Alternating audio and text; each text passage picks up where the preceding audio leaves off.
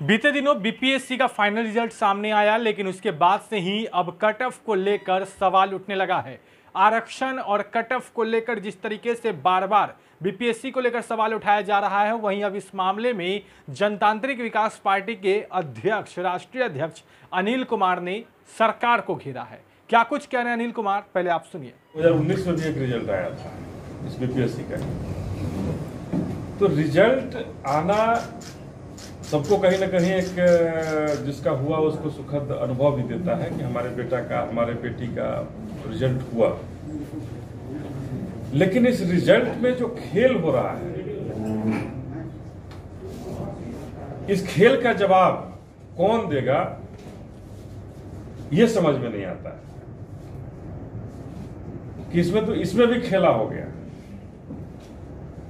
इसमें भी खेला बिहार के माननीय मुख्यमंत्री नीतीश कुमार जी के निर्देश पर ही हुआ होगा। बीपीएससी का रिजल्ट है तो उनके निर्देश पर इसमें खेला हो गया, और इसके पीछे वाला में बहुत बड़ा खेला हुआ था, इसमें उससे थोड़ा सा घटा करके खेल।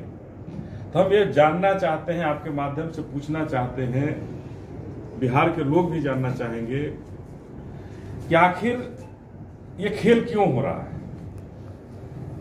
आखिर ये खेला क्यों हो रहा है कि जब रिजल्ट निकलता है तो बीसी क्लास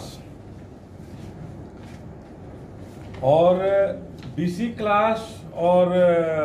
इनका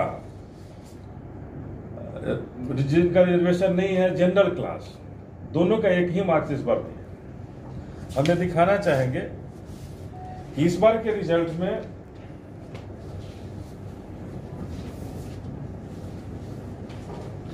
ये देखेंगे तो दोनों का 535 पे ही हुआ है, दोनों को 535 अंक पर लिया गया। इसके पीछे साल में 2019 में बैकवर्ड क्लास का जो रिजर्वेशन के कोटे में जो आ रहे थे, उनको जनरल से भी 7 मार्क्स ज्यादा पर उनका बीपीएससी में हुआ था।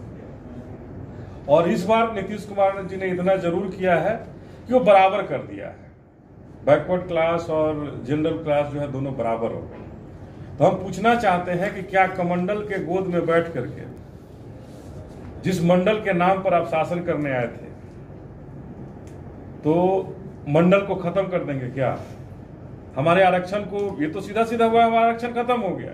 पिछले साल जनरल से भी ज्यादा पर हमको आपने लिया और इस बार हमको बराबर कर दिए। तो हमारी आय अभी उतनी नहीं है, हम अभी सबसे पिछड़े ये में हैं, पीछे में हैं, और आपने हमें कैसे बराबर कर दिया? तो नीतीश कुमार जी को आप सामने आकर के इस बात को बतानी चाहिए कि आखिर हम कहां से बराबर हुए, कैसे बराबर हुए, आखिर किस भरोसे आपने हमें बराबर कर दिया? ये मंडल और कमंडल, आप कमंडल के साथ बैठ करके मंडल को कैसे भूल गई?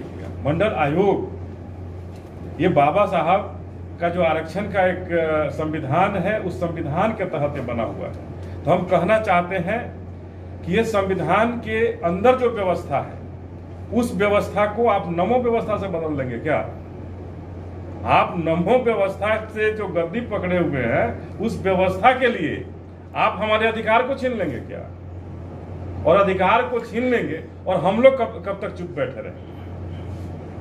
अभी कोविड का दौर है, इस पर पुनः विचार करना पड़ेगा, और अगर नहीं विचार करेंगे तो हम लोग बिहार में, पूरे बिहार में इसके लिए जन आंदोलन खड़ा करेंगे। और आंदोलन खड़ा करके जो पिछले में भी जो गलतियां की हैं और इसमें भी जो गलतियां की हैं, तो आरक्षण शब्द फिर हमारे नाम से हटाना होगा ना, तो संविधान को खत्म कीजिए।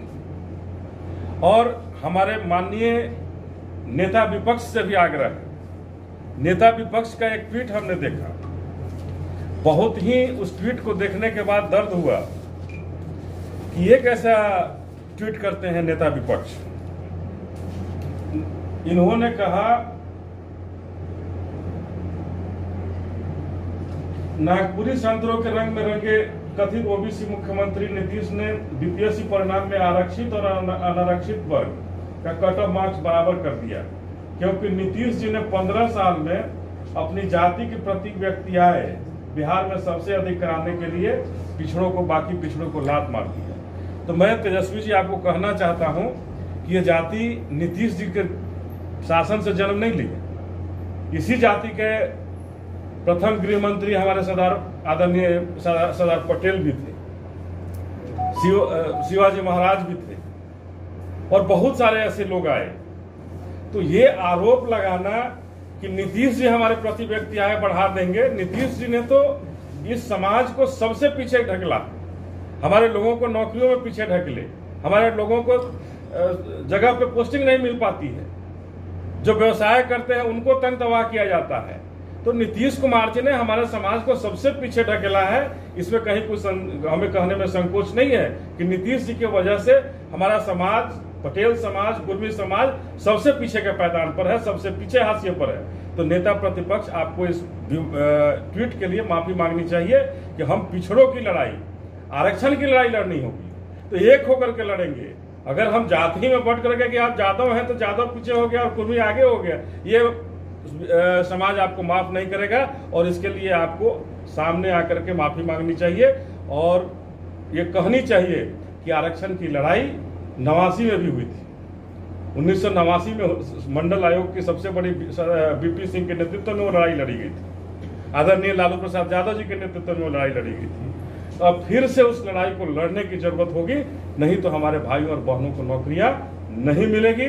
इसी तरह से ये तथाकथित हमारे जो माननीय मुख्यमंत्री जी हैं, ये सही में किसी आरएसएस के रंग में रंग गए हैं और अपनी कुर्सी के लिए हमारा जो संविधान है बाबा साहब का, उसको भूल करके ये नमो संविधान लागू करना चाहते हैं, जो हम कभी भी बिहार में लागू नहीं होंगे। तो आपने सुना किस तरीके से बीपीएससी मामले को लेकर नीतीश कुमार पर निशाना साधा है अनिल कुमार ने। साथ ही साथ बीपीएससी में कट ऑफ को लेकर जो आक्रोश लोगों को देखा जा रहा है बाइट के बाद से पैच, तो आपने देखा किस तरीके से बीपीएससी में कट ऑफ और आरक्षण को लेकर अब अनिल कुमार ने सवाल उठाया है। साथ ही साथ नीतीश कुमार पर भी निशाना साधा है। लगातार बीपीएससी में कट ऑफ को लेकर इन दिनों चर्चाएं बनी हुई है। बताया जा रहा है कि आरक्षण का लाभ जो बीसी कैटेगरी के लोग हैं उन्हें नहीं मिला है। सबका कैटेगरी भले ही अलग अलग है, जो बीसी होते हैं या फिर जो जनरल होते हैं उन सब का कट ऑफ जो है वह एक जैसा है, 535 रखा गया है। और इसको लेकर अब जो विवाद है वह बढ़ता हुआ दिख रहा है। क्या कुछ इस मामले को लेकर नए अपडेट्स आते हैं? तमाम अपडेट्स के लिए बेटर हेडलाइंस बिहार के साथ अगर आपने अब तक हमारे चैनल को सब्सक्राइब नहीं किया है तो जल्द सब्सक्राइब कर ले। धन्यवाद।